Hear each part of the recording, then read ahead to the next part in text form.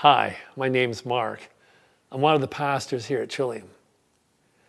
Several years ago, a young girl that I knew came to me and said that someone in her class had told her that she couldn't be a Christian. Why?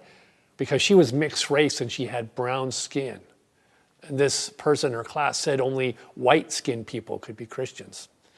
Now, I suppose this person in her class had only ever gone to church with white-skinned people. It's kind of an ironic statement because if you look at stats, most practicing Christians around the world are brown-skinned or black-skinned. And Jesus himself, we might say he was olive-skinned, certainly not Anglo-Saxon in his background. And it reminds me again just how tribal our outlook is. You know, you see it in art, you see it in sports. I mean, I think professional sports holds quite a powerful sway in North America because we're tribal in our instincts. You know, we want to belong to a tribe. I belong to the Toronto Blue Jays tribe. There's the regalia in their beautiful blue.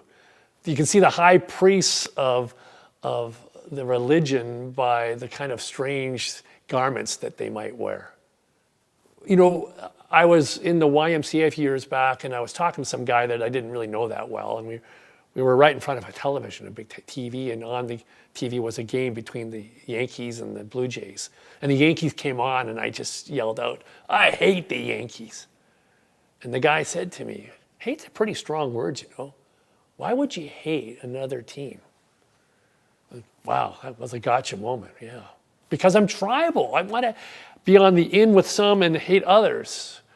And in Canada, we've certainly, at the macro level, lost a connection with our tribal identity. In fact, Canada is one of the few countries in the world that does not have a national tribal identity. We have a civic identity. And even though some people have tried to assert a tribal identity, Anglo-Saxon, Quebecois, whatever it might be, it's never actually held very well. In fact, we are a polyglot of people. We've had multiple influences upon ourselves as a country. I mean, I know what it means to say Germany for the Germans and France for the French and Vietnam for the Vietnamese, but what does it mean to say Canadians, Canada for the Canadians? What does that actually mean? Now, the tribal need in us is a powerful thing, and what I've come to realize today is that in modern North America, we actually belong to many tribes. We don't just belong to one tribe anymore. It's a much more complicated situation. I belong to the male tribe. You know, I'm a white-skinned person, so I guess whatever that means, I belong to the white-skinned tribe. I grew up in a middle-class family, so I belong to the middle-class tribe. I have a generational tribe I belong to. I belong to the tall person's tribe. You know, we could go down the list. I think there's almost an infinite number of variations of that you could ultimately slot yourself into. We belong to a multiple group of tribes today, and we have multiple reasons to have grievances against each other and to express hostility towards one another, even when it comes to the professional sports teams that we support.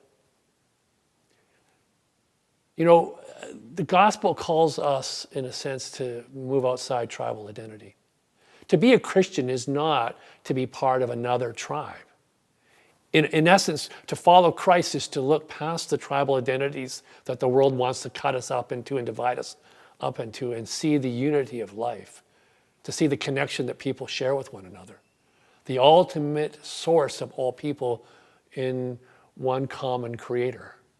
We belong to one common family. The story of Genesis, Adam and Eve, is there to remind us that we have one common set of human origins. We are ultimately marked out as one human family, and we have one destination that we're all on the journey towards. You know, Jesus himself anointed a bunch of Jews to carry forth a message to all the people in the world, not to just one little tribe. His goal was to shatter the barriers that keep people apart from one another.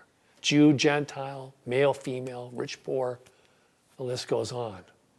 As he says to us through Paul, we are now to see each other as a new creation.